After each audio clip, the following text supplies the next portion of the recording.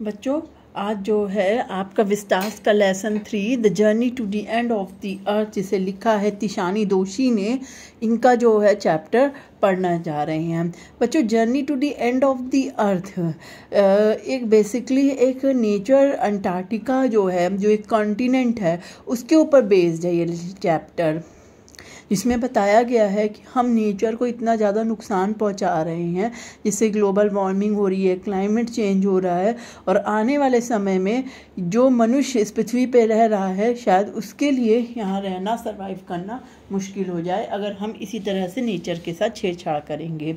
चलिए चैप्टर देखते हैं। अर्ली दिस ईयर, इस साल के प्रारंभ में, I found myself abroad a Russian research vessel the Academy Shokalskiy. ठीक है, इस साल के प्रारंभ में मैंने अपने आप को एक रशियन खोज करने वाले जहाज, जिसका नाम था एकेडमिक स्कोलेस्की, जिसे मैं अंडरलाइन कर रही हूँ, उसमें ये बैठ के जो हैं जा रही हैं, हेडिंग टूवर्ड्स द, कहाँ जा रहे हैं, कोल्ड, सबसे ज़्यादा ठंडे, ड्रायस मतलब सबसे सूखे, windiest continent in the world, Antarctica. Windiest continent in the world मतलब कि इस मतलब सबसे सूखे, ठंडे, और जो है चिली मतलब चिली व कॉन्टिनेंट जो संसार का है वो अंटार्कटिका है। इसमें जो है हमारी राइटर तिशानी दोषी जो है इस रशियन रिसर्च वेसल जहाज में एकेडमिक स्लोकेलेस्की में बैठ के जा रही हैं अंटार्कटिका महाद्वीप की ओर, सबसे सूखे और विंडियस मतलब तेज हवाओं वाले कॉन्टिनेंट पे अंटार्कटिका कॉन्टिनेंट में जा रही हैं।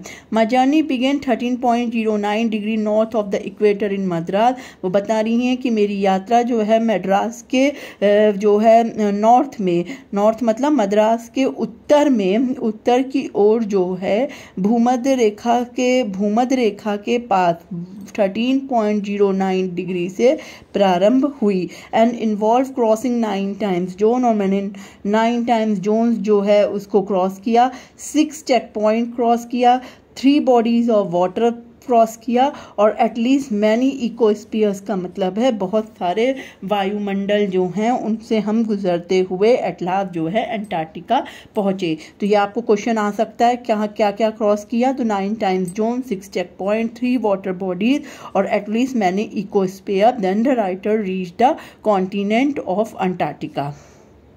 By the time उस समय तक I actually set foot on the Antarctic continent, I had been traveling over 100 hours, और उस समय तक जब मैंने अंटार्कटिक कॉन्टिनेंट पे पैर रखा, उस समय तक मैंने 100 घंटे की यात्रा जो थी कर ली थी। किसके द्वारा? कार के द्वारा, एरोप्लेन और जहाज के द्वारा। So my first emotion on facing Antarctica expensive wide landscape, इसलिए जैसे ही मेरा पहला जो भावना थी जब मैंने अंटार्कटिका के लैंडस्केप पे अपने फुट रखे, पैर रखे, तो वो पूरी तरह से एक वाइड, एक सफ़ेद जो था लैंडस्केप था, भूगर्भ था, भूदृश्य था, मतलब अंटार्कटिका में चारों ओर जो था सफ़ेद बर्फ ही बर्फ था। And uninterrupted blue horizon, uninterrupted जो अविरल मतलब जिसे कोई नुकसान न पहुँच, जिसे कोई शोर नहीं है, ब्लू हॉरिजन मतलब नीले रंग का क्षितिज था। वॉज रिलीफ, जो राइटर को बहुत अधिक सुकून दे रहा था। Followed up with an immediate and profound wonder, जो मुझे बहुत ही मतलब बहुत ही गहरा जो है उससे मुझे वॉन्डर मतलब आश्चर्य हुआ। Wonder at it immensity, wonder मुझे आश्चर्य उस अंटार्कटिका की विशालता, उसकी आइसोलेशन जो अकेलापन था, but mainly at how there could ever have been a time when India and Antarctica were part of the same landmark. लेकिन राइटर कहती है कि एक समय ऐसा भी था जब भारत और अंटार्कटिका एक ही जमीन, एक ही धरती के भाग थे।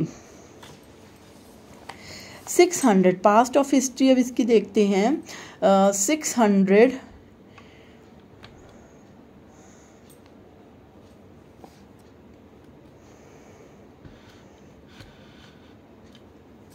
600 चलिए देखते हैं 650 मिलियन ईयर्स एगो 650 अरब करोड़ वर्ष पहले एक गायंट एमलगमेटेड साउदर्न सबकॉन्टिनेंट गोंडवाना, एक बहुत ही विशालकाय मिला जुला दक्षिण जो था सुपर कॉन्टिनेंट था जिसे कहते हैं गोंडवाना। याद रखिएगा 650 million years ago. Did Indies exist, जो पर्याप्त रूप से अस्तित्व में था, सेंटर रफली around the present day Antarctica, जो आजकल अंटार्कटिका के चारों ओर वर्तमान समय में है। Things were quite different then, लेकिन उस समय चीज़ें काफ़ी अलग थीं। Humans had not arrived on the global scene, मनुष्य जो था ग्लोबल सीन पे नहीं आया था, मतलब कि मनुष्य जो था विश्व के पटल पे नहीं था। And the climate was warmer, जो मौसम होता था वो गर्म था। Hosting a huge variety of flora and fauna, विभिन्न तरह की जो थी वनस्पतियाँ थीं। For 500 million year Gondwana thrive, और 500 मिलियन तक जो है गोंडवाना जो था फलता फूलता रहा।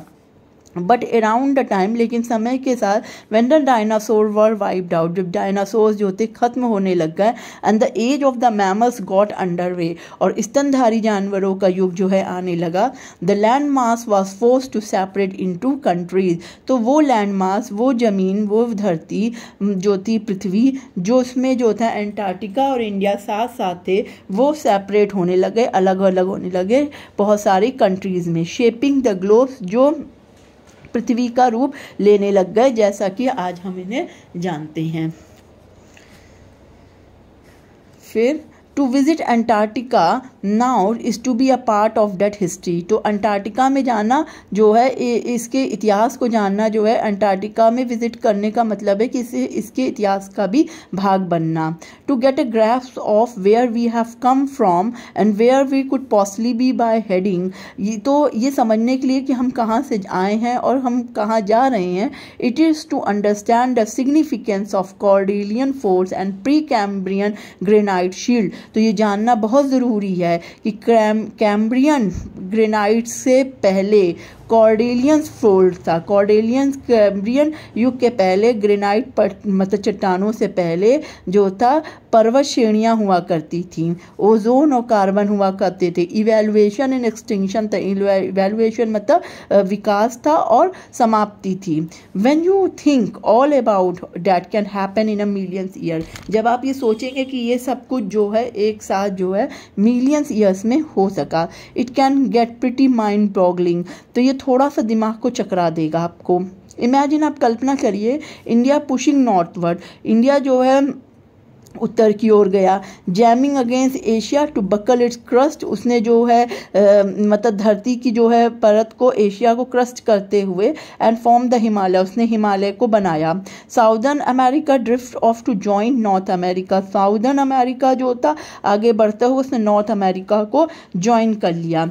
Opening up the Drake passage, और उसके बीच में जो था ड्रेक दर्रे जो हैं वो खुल गए, दर्रे जो थे बन गए, और जिसमें कोल्ड सरकमपोलर करंट जो था, एक बिल्कुल ठंडा ध्रुवीय जो था जलधारा जो थी अंटार्कटिका की बह रही थी, जो अंटार्कटिका को फ्रिगिड मतलब बहुत ही ठंडा, डेसोलेट मतलब निर्जन, and at the bottom of the world, और संसार के बिल्कुल निचले स्तर पे जो है उसने रखा हुआ था। तो यहाँ पे तिशानी दोषी ये कहना चाहती हैं कि आप अंटार्कटिका में जाएंगे तो आपको अंटार्कटिका के इतिहास का हिस्सा बनना पड़ेगा, और जब आप इतिहास का हिस्सा बनेंगे तो आपको इसके बारे में कुछ चीज़ समझनी ही पड़ेगी। जैसे पृथ्वी की जो थी, जो आप पृथ्वी को आप समझेंगे तो पर्वत श्रेणी के परतों के महत्व को, या प्री क्रैबियन ग्रेनाइट शील्ड को, कैम्ब्रियन ग्रेनाइट शील्ड से पहले ओजोन, कार्बन, इवैल्यूएशन, एक्सटिंक्शन, मतलब बहुत सारी चीज़ें होती नहीं जिससे कि माइंड जो है चकरा जाएगा। और धीरे धीरे जब ये लैंडमास जो है कंट्रीज़ में सेपरेट होते चले गए तो इंडिया जो थी वो नॉर्थ की ओर हो गई, और उसने हिमालय को जो है फॉर्म करा, उसने हिमालय को जो है बनाया। और इसी तरह दक्षिण अमेरिका से अलग हटकर उत्तरी अमेरिका जो है बन गया, मतलब, और उनके बीच में एक ड्रेक पैसेज, एक ड्रेक दर्रा बना जिसमें जो थे ठंडी जो थी जलधारा जो थी बह रही थी, और वही जो थी अंटार्कटिका को ठंडा, निर्जन और पृथ्वी के सबसे निचले स्तर पे रखी थी। चलिए आगे देखते हैं हम। For a sun worshipping in South Indian like myself, 2 weeks in a place where 90% of the Earth's total ice volumes are stored in a chilling prospect.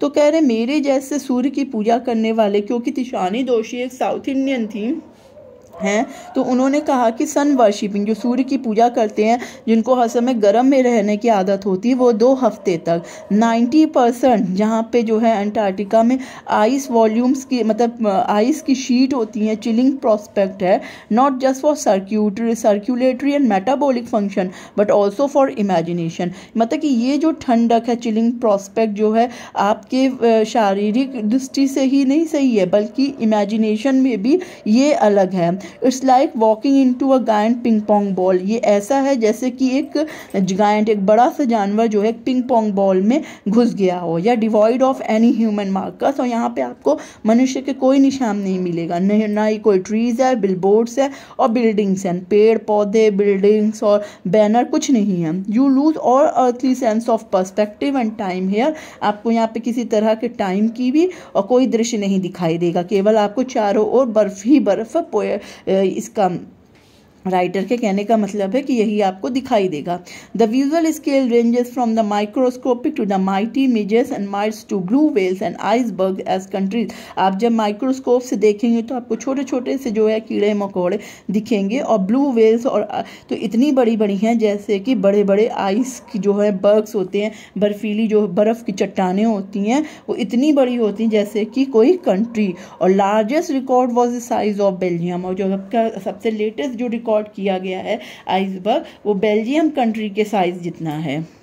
तो days goes on and in surreal 24 austral summer light and ubiquitous silent. और उस समय आपको 24 घंटे जो है पता ही, मतलब बिल्कुल शांति के हैं वहाँ पे। यूबिक्यूटस एक अजीब सी शांति है, interrupted only by the occasional adventure और कैल्विंग आइस शीट। और ये शांति तब टूटती है जब अचानक से कोई बर्फ़ की चट्टान जो होती है टूटती है या भूस्खलन होता है। कंक्रीट द प्लेस, तो वही मतलब शोर करती है। अदरवाइज यहाँ पे एक अजीब सी शांति है जिसमें 24 आवर्स आपको पता ही नहीं चलेगा। It is an immersion that will force you to place yourself in the context of the earth geological history. तो ये बहुत ज़रूरी है कि आप ये जानें इस पृथ्वी की भूगर्भीय इतिहास के बारे में। And for human the prognosis is not good. और मनुष्य के लिए इसके जो रिजल्ट हैं वो अच्छे नहीं हैं। ह्यूमन इम्पैक्ट क्या है? Human civilisation have been around from paltry 12,000 years. तो अभी मनुष्य की सभ्यता को शुरुआत हुए मात्र जो है 12,000 वर्ष हैं। बेयरली a few seconds on the geological clock, जो जियोलॉजिकल क्लॉक के मात्र कुछ सेकंड ही हैं।